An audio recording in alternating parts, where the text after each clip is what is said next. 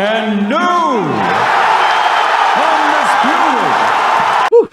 Man, this fight right here, I'm telling you, man, this rematch lived up to all expectations. But in addition to that, it revealed something else. You know what that is? That's the winner of the trilogy. I'm about to let you know right now. If I tell you I'm good, probably you'll say I'm boasting. If I tell you I'm no good, you know I'm lying. Yo, what's good, Boxing Talk family? It's your boy, Dr. Boxing Talk, back for another YouTube video. Banger, man. Yes, sir. Yes, man. I don't know what time it is. The doctor's in the house, man. So check this out.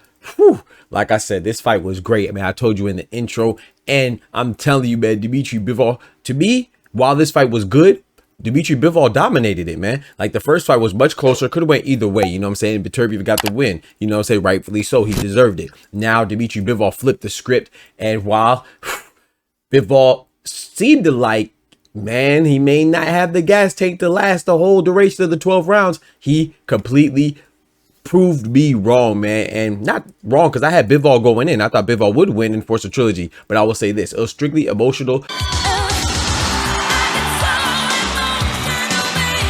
Strictly heartfelt desire for me to root for Bivol because I wanted to selfishly see a trilogy. I mean, don't we all? But like I said, he dominated. On my scorecard, I had Bivol winning 9 rounds to 3. Yes, I'm gonna say it again, 9 rounds to 3, reflected the scorecard of 117-111. Now, hold on.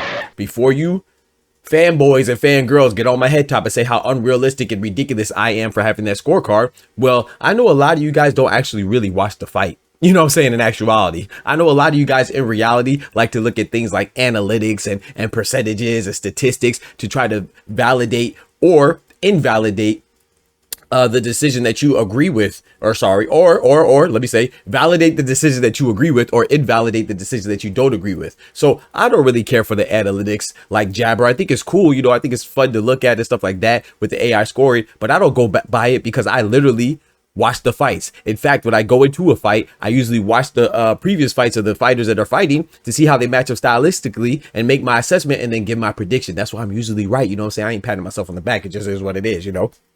Got him. So anyway, I want to bring up the Jabber statistics. But before I do, I want to tell you that I had 9 rounds to Bivol. I want to reiterate that. And I want to tell you what rounds that I gave to Beterbiev. I gave Beterbiev the 4th round, the 5th round, and the 12th and final round, man. Those are 3 rounds, 4, 5, and 12, right? And if you go back to my live stream, you know I ain't capping. I'm not lying. Now let's bring up the Jabber statistics. And as you can see by Jabber, you know, the AI stuff that a lot of you nerds and goofies like to look at.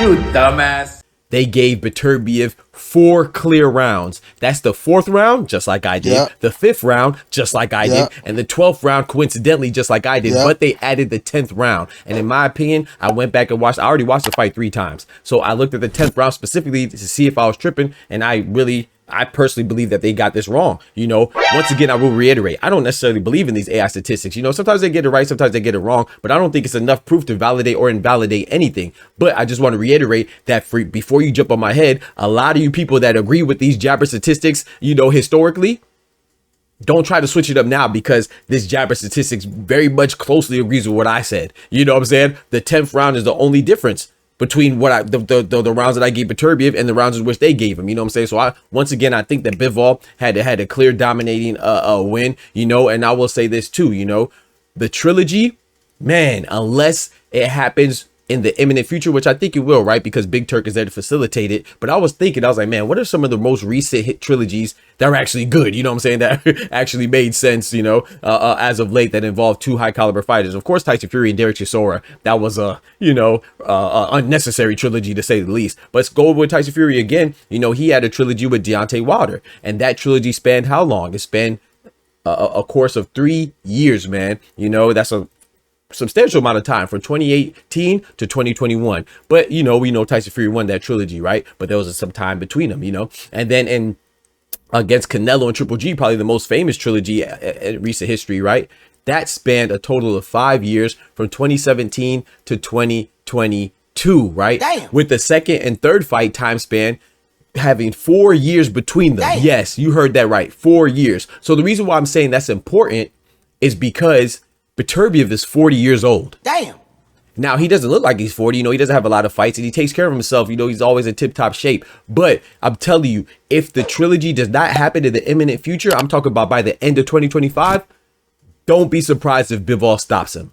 Yes, you heard it here first. I think that if the trilogy, the third fight, doesn't happen in 2025, at least, you know what I'm saying, by the end of 2025, I would even put a definitive date on there. I'll add more specificity. If it doesn't happen by October in 2025, I think Beterbiev gets stopped. I mean, age does play a factor. It creeps up on you. What he's doing is already phenomenal. He's a phenomenal fighter. Him and Bivol, they're two great top-notch fighters. I think it's a great clash, you know, stylistic clash, and they're at the top of their games. But at the end of the day, you know, Father Time is undefeated, right? And I will say the difference between Bivol and Beterbiev and the other trilogies I mentioned, they didn't have a guy like Big Turk to sponsor these fights and facilitate, you know, them happening in a timely fashion. You know, we got the rematch, we got back to back. However, what did Bivol say in the press conference?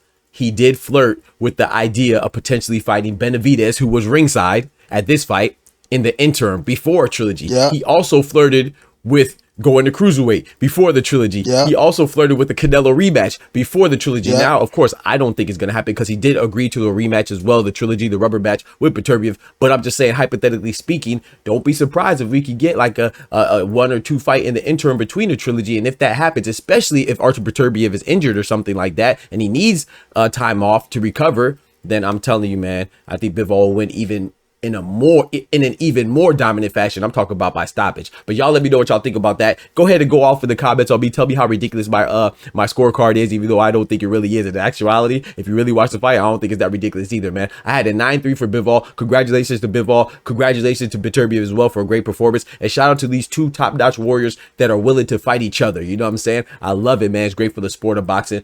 You know what I'm saying? Let me know what y'all think about that, man. But most importantly, don't forget, with God, we can do anything. Without God, we're nothing. And smack that like button for y'all, boy. You feel me? The doctor's out. Peace. From the hood to college, both worlds they had to meet. 6 degrees between us, so cold, we're about to freeze. But we're Florida boys, hot takes, we bring the heat.